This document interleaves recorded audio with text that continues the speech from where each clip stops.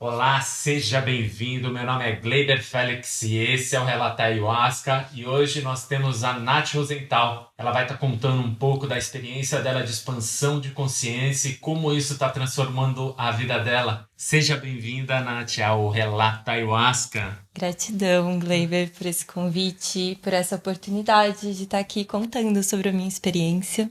Eu conheci as medicinas da floresta há uns 8 anos. Naquela época eu já gostava do yoga, buscava autoconhecimento, mas eu vim da faculdade de física, então eu era uma pessoa muito racional. Eu enxergava o autoconhecimento mais por esse olhar científico, né? Então, que a meditação ela levava a gente, a respiração e a meditação liberava nosso sistema parasimpático, então a gente conseguia ficar com a mente mais clara, conseguia ficar mais relaxado, mas eu não acreditava numa força maior. E conheci uma pessoa que ia na ayahuasca, ela me convidou, eu achei interessante, eu já naquela época tinha experimentado cogumelo, né? E falei, eu acho que tá tudo certo, né? Eu vou, já tive experiências, né? Com enteógenos. Então eu fui. E foi assim, um divisor de águas na minha vida, porque quando eu participei da cerimônia, eu tava ali na força, eu não conseguia me entregar, porque eu não acreditava que existisse uma força maior. Eu acreditava que estava tudo sob o meu controle. E essa confiança de poder simplesmente me entregar para algo que aquilo, aquela força ia me guiar, era uma coisa que não fazia parte assim do meu entendimento. Então eu levei uma peia cabulosa, cabulosa. Foi uma cerimônia muito difícil, a minha primeira, mas eu nunca vou esquecer assim de um momento da cerimônia no qual eu escutei uma voz e eu tinha certeza que aquela voz não era minha, não era a minha mente falando: Nath, confia, tenha fé. E fé era uma palavra que não fazia parte do meu vocabulário, e aquilo para mim foi muito forte. Quando terminou a cerimônia, eu falei: tem algo a mais. Então eu passei um ano me preparando para consagrar novamente.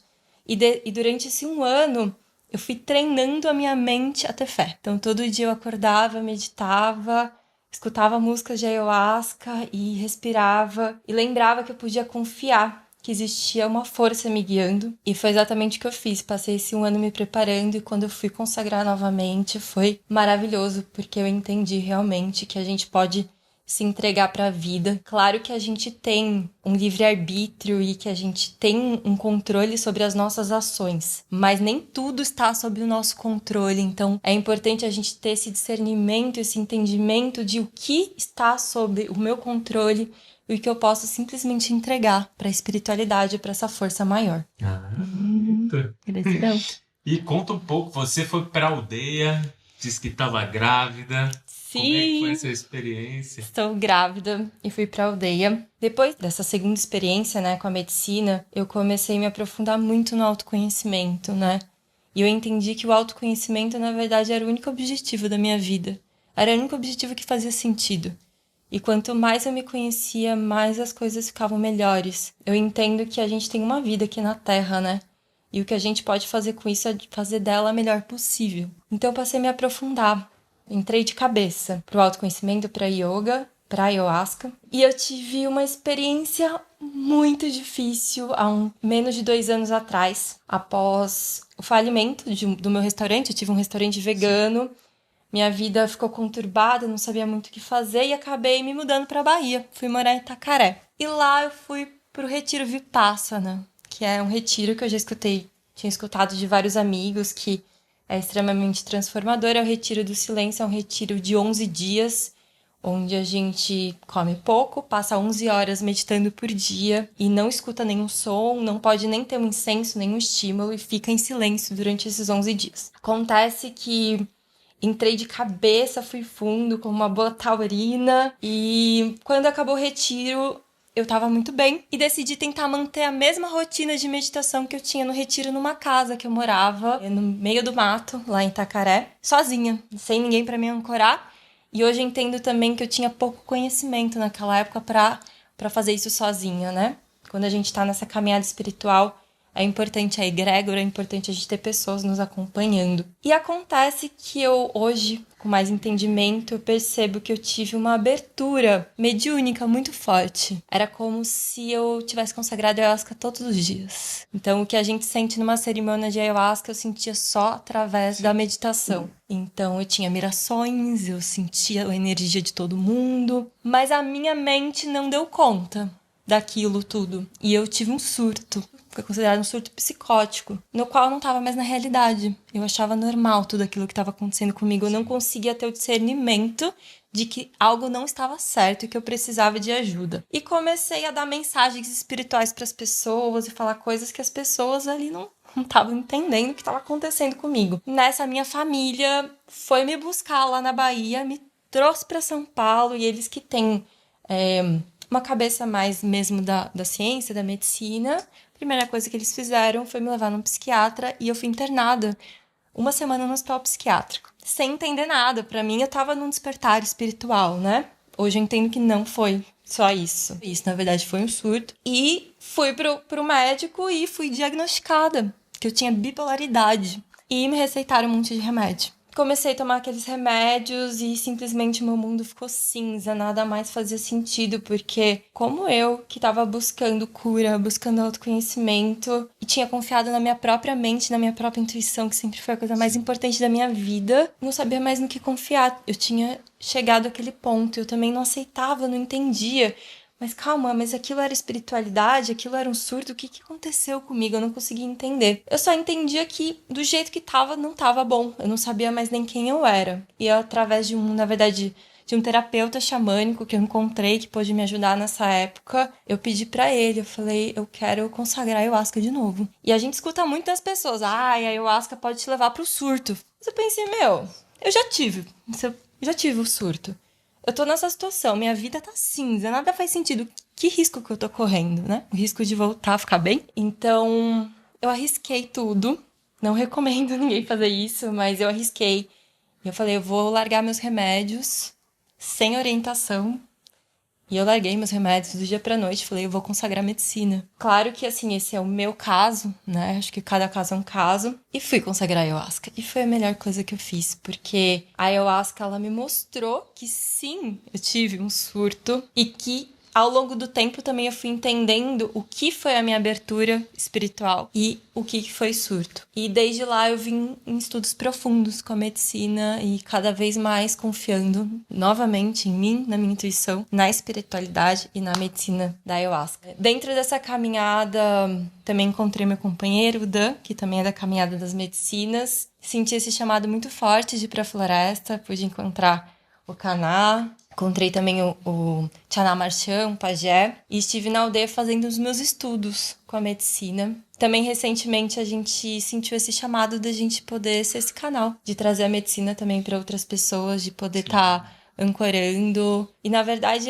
a medicina trabalha, né? É a gente poder proporcionar isso, né? Trazer isso para as pessoas, mas esse trabalho, ele vem da espiritualidade. E fui mesmo grávida de 3 meses, passei 2 dias num barco, cheguei na floresta, tive uma experiência muito intensa, mas muito transformadora e de muito conhecimento.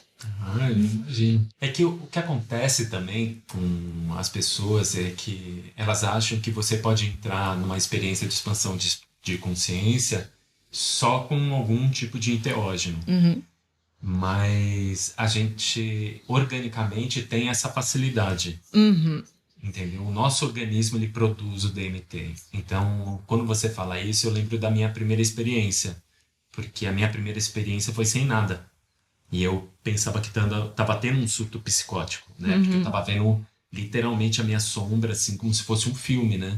Que eu fechava o olho e enxergava coisas que eu não queria ver, que era da minha sombra, assim. Geralmente, quem pratica meditação, respiração, tem uma facilidade de entrar nesse estado. E muitas vezes, se a gente não estiver preparado, pode dar ruim.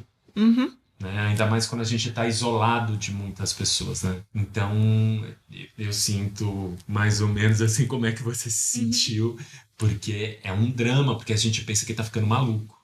Eu, pelo menos, eu fui parar no psiquiatra mesmo. Eu mesmo fui, porque foi uma uma experiência assim, muito difícil e dolorosa, né? Ao mesmo tempo, foi a que me trouxe mais consciência. Porque era como se eu realmente estivesse dormindo, né? Tivesse um sono profundo da vida. E a partir desse momento, eu tive um choque onde eu revivi de novo. Eu falei, não, peraí.